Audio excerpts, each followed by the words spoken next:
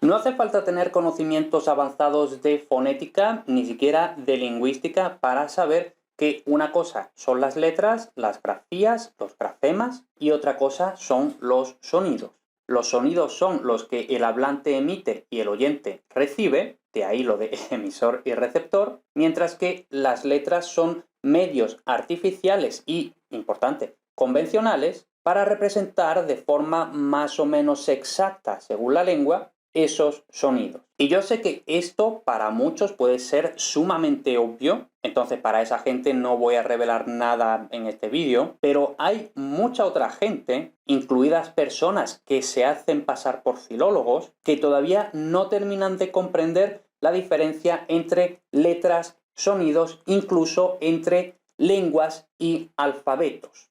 Entonces, este vídeo creo que es importante para culturizar, vamos a decir, a esta gente. Entonces, por ejemplo, el sonido fricativo labiodental sordo en español se representa mediante la letra F, que casualmente coincide con el símbolo fonético. Sin embargo, por ejemplo, el sonido fricativo velar sordo, que fonéticamente se representa con una X, pero que en la ortografía española al menos se representa no con una X, sino con una J o en las secuencias G-G también mediante la G. Mientras que, por ejemplo, la fricativa bilabial sorda, en inglés, aparte de con la letra F, puede representarse con el dígrafo PH o incluso con otros más, vamos a decir, infrecuentes como GH. Entonces, resumamos todo lo dicho hasta ahora. Los sonidos son los que son y, en cada lengua, se representan de forma gráfica de determinadas formas por convención. Es decir, no hay ninguna regla divina, ni lógica, ni natural que nos diga que la fricativa labiodental sorda deba ser representada por la letra F. Esa es una convención que hemos adaptado en español, en muchos otros idiomas, por la herencia latina, básicamente, porque ya en latín la F representaba ese sonido. Bien, tras ese preámbulo, vamos a hablar de expresarnos con propiedad. Cuando estamos hablando de cuestiones lingüísticas, salvo que estemos hablando propiamente de ortografía, uno no debería referirse a los sonidos diciendo la F, la R, la R, la M, etc. Porque todo eso hace referencia a letras, no hace referencia a sonidos. Ya hemos dicho que las letras, dependiendo del idioma, pueden representar unos sonidos u otros y a la inversa. Un mismo sonido, dependiendo del idioma, puede estar representado por varias letras. Entonces, debemos decir la F cuando nos estamos refiriendo a la letra F. Y para decir el sonido, tendremos que decir la fricativa labiodental sorda. Ahora bien, aquí mucha gente me podría decir, y con razón, que a mí me han escuchado en vídeos hablando de sonidos, de alófonos, de fonemas, refiriéndome a ellos como la R, la M, la F, metátesis de R con L, y según lo que he estado explicando hasta ahora, eso está mal. Y este vídeo es, en cierta forma, una respuesta a una persona que me hizo un comentario que iba más o menos por ahí. Y ojo, este no es un vídeo en plan pasivo-agresivo contra esta persona ni nada de eso, porque realmente la pregunta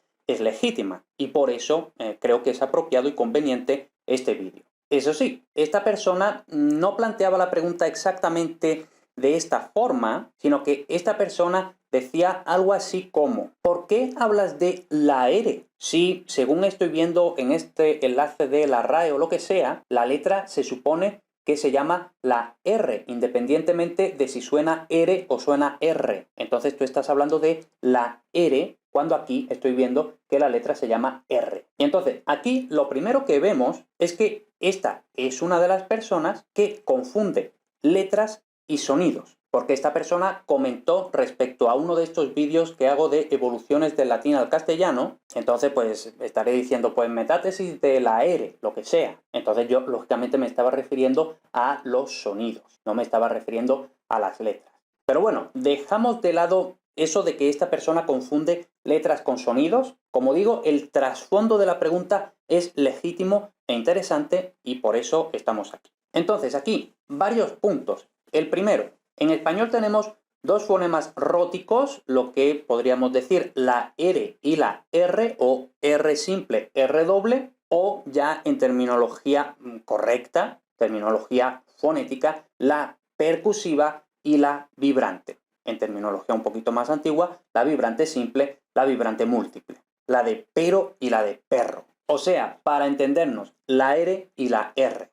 Segundo, los nombres fonéticos por lo general son bastante largos. Suelen implicar 3 palabras, a veces incluso 4 palabras. Entonces, por ejemplo, antes estábamos hablando de la fricativa labiodental sorda, es decir, la F. Y entonces aquí es donde empieza el problema, que estos nombres son tan largos que incluso yo muchas veces tengo que pararme un momentito a pensar el nombre. Y luego, de la otra parte, el receptor tiene que decodificar este nombre.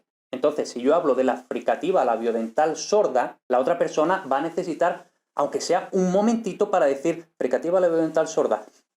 La F. Entonces, aquí, alguien que está aprendiendo sobre fonética, sobre gramática histórica, o que potencialmente todavía sabe muy poco o incluso nada, si yo empiezo a hablar de fricativas labiodentales sordas o de cualquier otra cosa, se va a ver, lógicamente, abrumada al principio. Tercero, y más importante, no ya que se vea abrumado, porque bueno, al fin y al cabo, si vamos a hablar de fonética, entonces tendremos que aprender los fundamentos de la fonética y tendremos que entender lo que es una fricativa labiodental sorda. Pero la cuestión más importante, en mi opinión, es que si estamos en medio de una explicación y estamos diciendo, como decía antes, pues metátesis de la R con la L. Claro, si yo, en vez de decir metátesis de la R con la L, tengo que empezar a decir metátesis de la vibrante simple o de la percusiva sonora, incluso si nos ponemos muy fino también tendríamos que decir la alveolar, vibrante, alveolar simple sonora, o la aproximante lateral alveolar sonora. Todo eso para decir metátesis de la R con la L. Entonces, ahí, con todos esos nombres, lógicamente se va a formar un enorme cuello de botella, no ya solo en mi propia parte, que yo eso luego puedo cortar el vídeo, puedo editarlo y no se nota. Pero lo más importante es que la persona que está escuchando, si tiene que procesar todos esos nombres para simplemente lo que es metátesis de R con L, ese cuello de botella lo que va a generar es pues bastante fastidio y que se pierda el hilo de la explicación. Y todo esto que es justo lo contrario a lo que debe querer y desear un divulgador y un profesor, ambas cosas que yo me considero. Y cuarto, igual que hemos dicho que las letras no son otra cosa que un sistema convencional de representar de forma gráfica los sonidos, veo perfectamente lícito aceptar la convención de hablar de la R, la L, la M, la F. Todo ello no es más que en pro de la facilidad de comprensión. Entonces, recapitulación, conclusión de todo. Propiamente, uno debe efectivamente hablar de fricativas labiodentales sordas, etc. O, si el momento lo permite, simplemente emplear el símbolo ACI. El nombre de las letras debe reservarse para cuando estamos hablando de grafías, ortografía, letras, escritura, etc. Entonces, si, por supuesto, en un examen, en un trabajo académico, si estamos hablando de fonética, tendremos que hablar con propiedad de lingüista, con propiedad de fonetista, incluso podemos decir. Y aquí subo incluso más la apuesta. No veo mal que se penalice, por ejemplo, en un examen de gramática histórica, que el estudiante, la persona que está siendo examinada, para referirse a la fricativa labiodental sorda famosa, hable de la F, porque no es lo mismo. Y todo eso, como ya he dicho, no se contradice, o no considero yo que se contradiga, con que en contenidos divulgativos, que lógicamente por su propia naturaleza pretenden divulgar, es decir, facilitar la comprensión, pues en esos contenidos estar hablando de fricativa labiodental sorda en lugar de F es innecesariamente farragoso. Porque, como ya he dicho, vuelvo a decir, parte fundamental del buen profesor y del, sobre todo, buen divulgador es saber